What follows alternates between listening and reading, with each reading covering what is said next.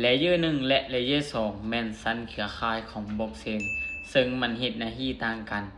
เลเยอร์1แม่นบล็อกเชนหลักหรือว่าเป็นตัวหลักในการบันทึกโดยกงเช่นมันจะมี Bitcoin Ethereum Solana หรือ BNB เป็นหลักข้อดีของมันความปลอดภัยสูงกระจายศูนย์ Decentralized และเป็นรากฐานของระบบข้อเสียของมันมีค่าธรรมเนียมสูงในเมื่อที่มีคนสมใช้หลายและประมวลผลช้าเลเยอร์2แม่นสร้างอยู่ถึงเลเยอร์1ซึ่งจะเฮ็ดให้ธุรกรรมนี้ไวขึ้นและค่าธรรมเนียมนี้ถูกลง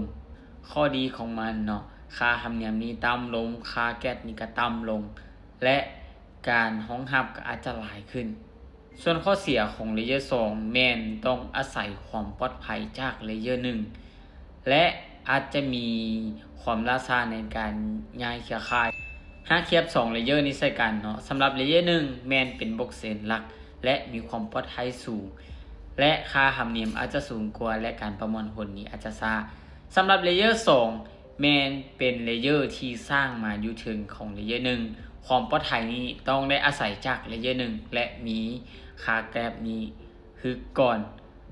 และการประมวลผลรองรับได้หลายก่อนหากสมเพียบให้เข้าใจง่ายๆเนาะเลเยอร์1แม่นเส้นทางหลักหรือว่าเส้นทางที่เฮาใช้โดยกงและเลเยอร์2แม่นเส้นทางด่วนแต่เฮาต้องได้สร้างขึ้นมาอาจจะมีค่าธรรมเนียมที่มันถูก